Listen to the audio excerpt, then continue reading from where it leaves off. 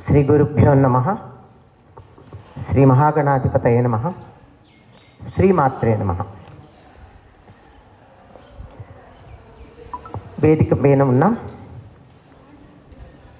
యోగాచార్య శ్రీ నరసింహారావు గారు ఇప్పుడే అద్భుతమైనటువంటి యోగ విషయాన్ని పరిచయం చేసినటువంటి శ్రీ బ్రజ్భూషణ్ గారు, శ్రీ చంద్రశేఖర్ గారు, చిరంజీవి అమోక్ దేశ్పతి, ఇక్కడికి నన్ను ఆహ్వానించినటువంటి చైతన్య కుమార్ గారు, సాయిరత్న గారు, ఇక్కడ నాకు ఎక్కువ మంది కనపడుతున్నది స్టాఫ్ మెంబర్స్ లాగానే కనపడుతున్నారు విద్యార్థుల కన్నా.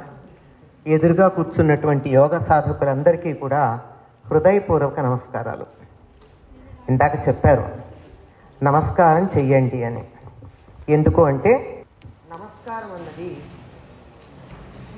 యోగ పద్ధతిలో అతి సులువుగా అందరూ చెయ్యగలిగినటువంటి యోగం.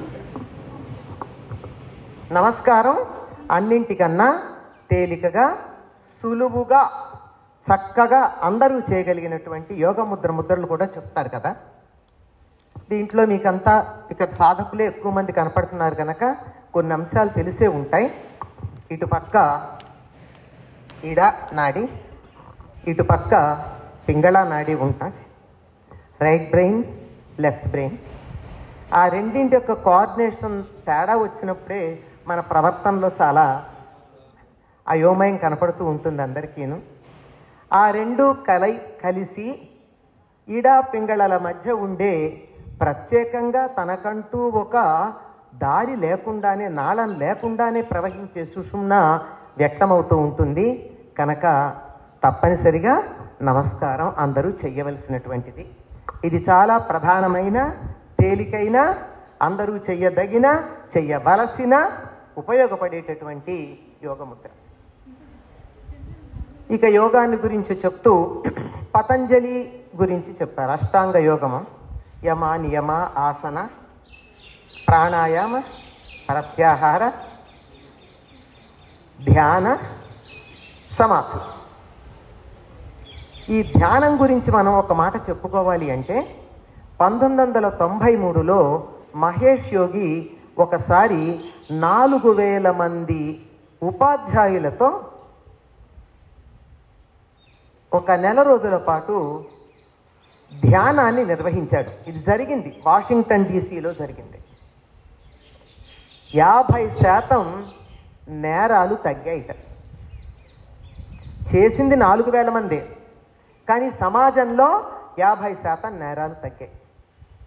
పైగా ఒక 100 మంది ఒక గంట ధ్యానం గనక చేసినట్టయితే చుట్టుపక్కల 5 కిలోమీటర్ల వరకు నెగిటివిటీ అన్నది లేకుండా పోతుంది.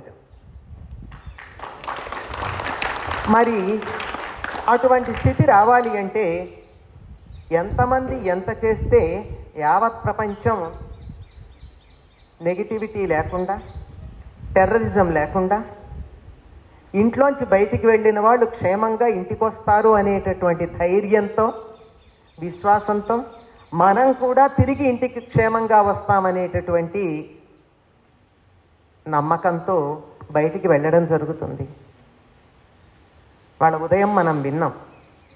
ఇది ఒక్క యోగము అనేటటువంటిది ప్రపంచం మొత్తాన్ని కలిపేది అని ఒక మాట చెప్పారు. ఎవరు? ప్రపంచ స్థాయిలో యోగానికి ఒక అద్భుతమైన స్థానాన్ని కల్పించి 11 సంవత్సరాలుగా 175 దేశాలలో యోగ సాధన చక్కగా జరిగేటట్టుగా ఏర్పాటు చేసినటువంటి వారి పేరు నేను చెప్పక్కర్లేదు, మీ అందరికీ తెలుసు. మన ప్రియతమ నాయకులు కదా. స్వతంత్రోద్యమం జరిగేటటువంటి రోజుల్లో అందరూ అనుకున్నది, సాధించాలనుకున్నది, తప్పనిసరిగా సాధిస్తామని అనుకున్నది కూడా ఏమిటంటే భారతదేశం ప్రపంచానికి దేవాలయంలాగా తయారవుతుంది అని. అయ్యిందో లేదో 75 ఏళ్ళుగా మనకి తెలుసు. ప్రయత్నాలు మాత్రం 11 ఏళ్ల నుంచి మాత్రమే సాగుతున్నాయి. అంతకుముందు అట్లా లేదు. దాని గురించి ఆలోచన చెయ్యలేదు. సరే, వేరే విషయాల మీద దృష్టి మళ్ళిందనుకోండి. ఎవరైతే స్వతంత్రోద్యమంలో పాల్గొని దేశానికి స్వాతంత్రం రావాలని అనుకున్నారో వాళ్ళు అమ్మాయ స్వతంత్రం వచ్చింది అనుకుని కాస్త ఇలా విశ్రాంతి తీసుకున్నారు. స్వార్థపరులు రాజకీయాల్లో ప్రవేశించారు. అయిపోయింది. ఇప్పుడు మళ్ళీ దేశం గురించి ఆలోచించేటటువంటి వాళ్ళు, దేశం అంటే దానికి మనం మీరు సోషల్లో చదువుకుని ఉంటారు, ప్రధానమైన లక్షణాలు కొన్ని ఉన్నాయి. ఒకటి టెరిటరీ, ఒక దేశానికి ఒక భూభాగం ఉండాలి, ప్రజలు ఉండాలి, ఒక సంస్కృతి ఉండాలి, దాంట్లో ఒక భాష కావచ్చు, అనేక భాషలు కావచ్చు. ఈ మూడు కలిసి లేకపోతే దానికి దేశము అనే ఎంటిటీనే లేదా పేరే చెప్పడానికి వీల్లేదు. అటువంటి సంస్కృతి లేకుండా పోయే ప్రమాదం వచ్చినటువంటి సందర్భంలో మళ్ళీ మనం సంస్కృతి అనే దాన్ని భారతీయ సంస్కృతి, మతం పేరు లేదు, గుర్తుపెట్టుకోండి. భారతీయులకి మతం లేదు, మనకి ధర్మం మాత్రమే ఉంది. ధర్మం అంటే మనం ఏ రకంగా జీవించాలో తెలియచెప్పేది ధర్మం. సూర్యుడు తూర్పున ఉదయించును అన్నాం, తూర్పునే ఉదయించటం సూర్యుడి ధర్మం అంతే. మనిషి ఇట్లా ఉండాలి అని ఏదైతే ఉందో అలా ఉండేదే ధర్మం. అటువంటి ధర్మం ఉన్నది. అంతేగాని మతము అన్నది మతి నుంచి పుట్టింది. ఒక్క వ్యక్తి మనసులోంచి పుట్టిన ఆలోచన అనేక మంది అనుసరిస్తే దాన్ని మతం అన్నారండి. మరి భారతదేశంలో ఒక్కళ్ళెక్కడున్నారండి? ఒకళ్ళ పేరు చెప్పండి, వీళ్ళని అనుసరిస్తున్నాం మనమని. బోల్డ్ మంది ఉన్నారు. ఇప్పుడే మనం విన్నాం, పతంజలి మహర్షి ఇప్పుడు నేను చెప్తున్నాను యోగానుష్ఠానం అనేదాన్ని చెప్పాడు. ఇప్పుడు చెప్తున్నాను అంటే అర్థమేంటి? ఇంతకు ముందు ఉందనే కదా. తథాగతుడని చెప్పబడేటటువంటి బుద్ధుడు కూడా అట్లాగే ఉన్నాడు కదా. రాముడు కూడా ఏషధర్మ సనాతన, పూర్వులు నడిచిన దారిలో నడిచానన్నాడు కదా. ఎప్పటికప్పుడు మన పూర్వులు ఎంతమంది ఉన్నారో అందరినీ తీసుకుంటూ ముందుకు పెడుతున్నాను తప్ప ఒక్కళ్ళ దగ్గర మనం స్టక్ అయిపోలేదు, ఆగిపోలేదు, ఇరుక్కుపోలేదు, అతుక్కుపోలేదు. అటువంటప్పుడు ఎవరని చెప్తాం? కనుక మనకున్నది ధర్మం. ఈ ధర్మం జీవితం తాను సుఖంగా ఉంటూ 10 మంది సుఖంగా ఉండేటట్టు చెప్పేటటువంటిదే ధర్మం. నేను బాగుంటే సరిపోదండి, మా ఇల్లు బాగుంటే సరిపోయిందా? పక్కిళ్ళు తగలబడుతూ ఉంటే కనీసం దుమ్మన్నా మసన్నా పొగన్నా వస్తుందిగా మా ఇంటికి. అంచేత పక్కిళ్ళు బాగుండాలని చూడాలి. వాళ్ళ ఇంట్లో చెట్టు ఉంటే గాలి మా ఇంటికి వస్తుంది. కనుక పక్కింటి వాళ్ళు చెట్లు వేసుకోవాలని ఆశిద్దాం. గాలి వస్తుంది, ప్రాణవాయువు వస్తుంది, అప్పుడప్పుడు రాలి పడిన పళ్ళు కూడా వస్తాయి, అన్నీ వస్తాయి కదా. కనుక అందరూ బాగుండాలని చూడాలి. అందుకే సర్వే జనా సుఖినో భవంతు అన్నాం. అందరూ బాగుంటేనే మనం బాగుంటాం. అటువంటి సనాతన ధర్మం మాత్రమే ఉన్నటువంటి ఈ దేశంలో ఈ గ్రంథాలు ఏవైతే ఉన్నాయో ఇవన్నీ ఒక మతానికి సంబంధించినవి కాదు అని అండర్లైన్ చేసి మరి రెడ్డింగ్తో మనం చెప్పాల్సినటువంటి అవసరం మన పిల్లలకి, మన పొరుగు వాళ్ళకి, మన వాళ్ళందరికీ ఉంది. ఎవరిదండి యోగశాస్త్రం? ఎవరికి సంబంధించింది? ఒక మతానికి సంబంధించిందా? ఒక దేశానికి సంబంధించిందా? ఒక జాతికి సంబంధించిందా? ఆరోగ్యం ఎవరికి కావాలి? అందరికీ కావాలి. ఆనందం ఎవరికి కావాలి? అందరికీ కావాలి. ఆరోగ్యం ద్వారా ఆనందాన్ని పొందేటటువంటి మార్గాన్ని మనకి చూపించేటటువంటిది ఈ యోగ శాస్త్రం. యోగము అన్నటువంటి పదానికి సంస్కృతంలో కూడిక, కలయిక అనర్థం. ఏం కలుస్తుంది? ఆధ్యాత్మికంగా అయితే జీవాత్మ పరమాత్మల కలయిక అన్నారు. మనం అంత దాకా తర్వాత పెడదాం, ఇప్పుడు వెళ్ళొద్దని చెప్పట్లేదు. లేని వాళ్ళు ఆగండి, తొందర ఏం లేదు, ఉంటే మరీ మంచిది. కానీ ఏమేం కలవాలి అంటే శరీరం మనస్సు కలవాలి. మన శరీరం దగ్గర మన మనస్సు ఉందా? టీ తాగిన తర్వాత నువ్వు ఎంతసేపు అయింది టీ తాగావా అంటే ఎంతమంది తాగాను అని గట్టిగా చెప్తారా? తాగానా అంటారు కదా. ఎన్నో పనులు అంతదాకా ఎందుకంటే టీవీ చూస్తూ ఉంటారు, హఠాత్తుగా కరెంటు పోయింది, చాలా శ్రద్ధగా చూస్తున్నారు. కరెంటు పోవడానికి ముందు నువ్వు విన్న డైలాగ్ ఏమిటి అంటే ఎంతమంది చెప్పగలం? కళ్ళు చూస్తున్నాయి, ఇది మనసు చూడాల అంటే నా మనసు ఈ కంటి దగ్గర లేదు, ఎక్కడో ఉంది. కొద్దిమంది చెప్తారు, అందరూ కాదు, మరీ ఇన్వాల్వ్ అయిన వాళ్ళు తప్ప. ఇలా అనేకమైనటువంటి విషయాలలో మన మనస్సు మన శరీరం ఉన్న చోట ఉండదు. కనుక ఈ యోగ సాధనలో యోగా ఇలాంటి పదాలు అంటుంటే అది ఏదో కట్ కట్ కట్ కట్ చేసినట్టుండి. యోగము అనండి చక్కగా, యోగ సాధన అనండి, అంతే. అటువంటిది మన మనస్సు మన శరీరంలో ఎక్కడ కదలికుందో అక్కడికి వెళ్ళేటట్టుగా చేస్తుంది గనక శరీరము మనస్సు కలిసి ఉండేట్టు చేసేటటువంటిది యోగం. డ్రిల్కి జిమ్కి యోగానికి ఉన్న తేడా ఏమిటి? డ్రిల్ ఎలా చేస్తాం? 1 2 3 చెప్తే చేస్తారు, కానీ యోగంలో అలా చెప్పట్లేదే. నువ్వు ఇలా పెట్టినప్పుడు breathe in, stop, breathe out అని చెప్తున్నారు. అంటే మన శారీరకమైనటువంటి కదలికలతో పాటు ప్రాణాన్ని కూడా చెప్తున్నారు. ప్రాణం అంటే ఉచ్ఛ్వాస నిశ్వాసాలు ఎక్కడ ఉండాలో అప్పుడు దానివల్ల ఏమవుతోంది, శరీరం దగ్గర మనసు ఉంటుంది. దీన్నే ఈ ఒక్క పాయింట్ తీసుకుని ఎకార్ట్ అనేటటువంటి ఆయన ఇంగ్లీష్లో పవర్ ఆఫ్ నవ్ అనే పుస్తకం రాశారు. Very very very popular book. English చదివే అలవాటు ఉన్న వాళ్ళు చదవండి. పవర్ ఆఫ్ నవ్, వర్తమానంలో ఉండడం. మనం ఎంతసేపు వర్తమానంలో ఉంటామండి? ఎంతసేపు అయిపోయిన దాని గురించి ఆలోచిస్తాం. ఎప్పుడు ఇది అయిపోతుందా, లేచి ఎప్పుడు పరిగెడదామా అని ఆలోచిస్తాం. ఎంతసేపు ఈ క్షణాన్ని ఉండం.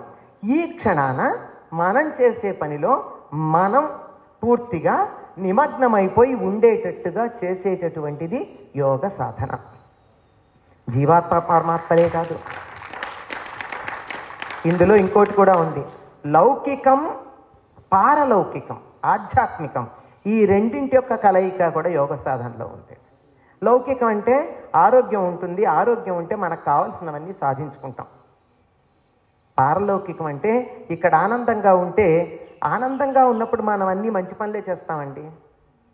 అందువల్ల పైలోకాలకు వెళ్ళాక కూడా మనం బాగానే ఉండే అవకాశం ఉంటుంది. అలాగే మ్యాటర్ అండ్ ఎనర్జీ కలుస్తాయి, పదార్థము శక్తి. ఈ రెండింటి యొక్క కలయిక వల్లే కదా ఈ మొత్తం అంతా ఏర్పడిందని చెప్తూ ఉంటారు. ఇప్పటికీ ఆ దాంట్లో కాన్స్టెంట్ ఏమిటో తెలుసుకోవడానికి పరిశోధనలు జరుగుతూ ఉన్నాయి కదా. E=mc². ఆ సి ఏమిటి, ఇంకా దాని మీద పరిశోధనలు చేయాలి. మన పూర్వులు చేసి పెట్టారు. ఎప్పుడో it will be unfolded, after some time may by unveiled. అదే కదా పరిశోధన అంటే. చేసేదేమిటి? ఆవిష్కరించటం, పైన ఉన్న కప్పు తీసి దాంట్లో సత్యమేముందో దాన్ని తెలియచెప్పడం, ఇది జరుగుతుంది. కనుక ఈ యోగం అనేటటువంటి దాన్ని మీకు భగవద్గీతలో కూడా చెప్పే ఉంటారు. యోగ కర్మసు కౌశలం, పనులలో నేర్పరితనము. నేర్పు, నైపుణ్యం, స్కిల్ అని ఏదైతే చెప్తున్నారో ఇప్పుడు అన్ని రకాల స్కిల్స్ గురించి మాట్లాడుకుంటున్నాం కదండి. సాఫ్ట్ స్కిల్స్, హార్డ్ స్కిల్స్, ఆ స్కిల్స్, ఈ స్కిల్స్, ఈ స్కిల్స్ అంటే ఒకటి చేయడంలో ఒక నేర్పు ఉంటుంది, ఎలా చేస్తే బాగుంటుంది అన్నది. అటువంటి దాన్ని తెలియజెప్పేటటువంటిది యోగము. అటువంటి యోగంలో ఈ ధ్యానం అని ఇందాక ఒక్క మాట చెప్పుకున్నాం. ఆ ధ్యానం అనేది నిజంగా అందరూ చేయగలిగితే కనీసం 4% మంది ప్రపంచంలో గనక ధ్యానం చేయగలిగితే 4% మంది అంతే. మిగిలిన 96% మందికి దాని ప్రభావం ఉండి ప్రపంచంలో ఎక్కడా కూడా ఒక్క అవాంఛనీయ సంఘటన జరగటం కానీ, దురాలోచనలు కానీ, దుర్ఘటనలు కానీ, చెడు పనులు కానీ జరగబట. కానీ 4% ఎక్కడ చేస్తారండి? 0.0004 కూడా చేయటం లేదు. ఇది అనగానే ఇందాక మనకి వారు చెప్పినట్టు, ఇంతకుముందు మాట్లాడిన వారు బ్రజేష్ గారు, వారు చెప్పినట్టు, బ్రజభూషణ్ గారు వారు చెప్పినట్టు ఇప్పుడు ఎందుకులే, తర్వాత చూద్దాం, రిటైర్ అయ్యాక చూద్దాం, చాలామందికి ఉండేటటువంటిది. అప్పటికే శరీరం వంగదు. అదే దాన్ని మనం స్వాధీనం చేసుకునేటప్పటికే జీవితకాలం అయిపోతూ ఉంటుంది. చిన్నప్పటి నుంచి చేస్తే బాగుంటుందండి. భగవద్గీత చదవడం కానీ, యోగ సాధన చేయడం కానీ చిన్నపిల్లలకు ఉన్నంత అవసరం పెద్దవాళ్ళకి లేదేమో. చిన్నపిల్లలకే చాలా అవసరం. ఎందుకంటే అందులో చెప్పింది ఏమిటి భగవద్గీతలో? తస్మాత్ యుద్ధస్వ భారత అన్నాడు. యుద్ధం చేయరా నాయన అన్నాడు. యుద్ధం చేయమంటే మళ్ళీ మనం పెహల్గాం దగ్గరికి వెళ్ళక్కర్లేదు, ఆపరేషన్ సింధూర్ చెయ్యక్కర్లేదు. కానీ జీవితంలో వచ్చేటటువంటి సమస్యలని యుద్ధం చేసి గెలవమని చెప్పడం. అప్పుడు ఏమవుతాడు? పార్థుడు విజయుడు అవుతాడు. అప్పటిదాకా పార్థుడు యుద్ధం చేస్తే విజయుడు, రెండు అర్జునుడికి ఉన్నటువంటి పేర్లే. ఈ రకంగా పక్కన ఉండి మనని ఎంతసేపు విజయం వైపుకు తీసుకెళ్ళేటటువంటి ఈ మార్గంలో మనం ముందుకు సాగాలి అంటే యోగ సాధన చాలా అవసరం అండి. ఇది పెద్ద పెద్దవి చెయ్యనక్కర్లేదు. రామ్దేవ్ బాబా లాగా అన్ని రకాలైనటువంటి విన్యాసాలు చేస్తే చెయ్యొచ్చు, చెయ్యొద్దని చెప్పట్లా. కానీ నిత్య జీవితంలో మనం శారీరకంగా మానసికంగా ఆరోగ్యంగా ఉండి ఆనందంగా జీవితం గడపడానికి కావలసినటువంటి అతి చిన్న విషయాలు చేస్తే చాలు. ఒక శరీరం బాగున్నప్పుడు మనసు బాగుంటుంది, కానీ మనసు కూడా బాగుండేటటువంటిది ప్రాణాయామం ద్వారా మనకి లభ్యమవుతుంది. బాగా డోపమైను, సెరోటోనిన్ ఇలాంటివన్నీ బాగా రావడానికి వీలవుతుంది. అలా వచ్చినప్పుడు ఆనందంగా ఉంటాం. మనిషి ఎందుకు పుట్టాడండి? ఏం కావాలనుకుంటాడు మనిషి? అల్టిమేట్లీ ఆనందమే. డబ్బు కూడా ఆనందం కోసమే డబ్బు కావాలి. డబ్బుతో ఆనందం రావచ్చు, వస్తుందనే నమ్మకం లేదు. అవి ఎంత ఆనందంగా ఉన్నాయి చూడండి. వాటిని చూస్తే మనకు ఎంత ఆనందంగా ఉందో చూడండి. వాటికి ఏం డబ్బు ఉంది? అవి మనకు కలిగించిన 10 నిమిషాలు 15 నిమిషాల ఆనందం ఏం డబ్బు పెడితే వచ్చింది? వస్తుంది అంతే ఆనందం. అటువంటి ఆనందాన్ని కలిగించటానికి ఈ యోగ మార్గం అన్నది మనకి చాలా చక్కగా అనుకూలంగా ఉంటుంది. ప్రపంచమంతా ఈ మార్గంలో నడిచేటట్టుగా చేసినటువంటి యుఎన్లో దీన్ని యోగా డేగా ప్రపంచమంతా చేసుకోవడానికి ప్రతిపాదన చేసి ఒప్పించినటువంటి నరేంద్ర మోడీ గారికి మనం ధన్యవాదాలు చెప్పాలి. ఇక్కడ ఒక ప్రధానమైన అంశం ఉంది. ఈ రోజుని ఎన్నుకోవడంలో కూడా చాలా విశేషం ఉంది. ఇవాళ ఏమిటండి?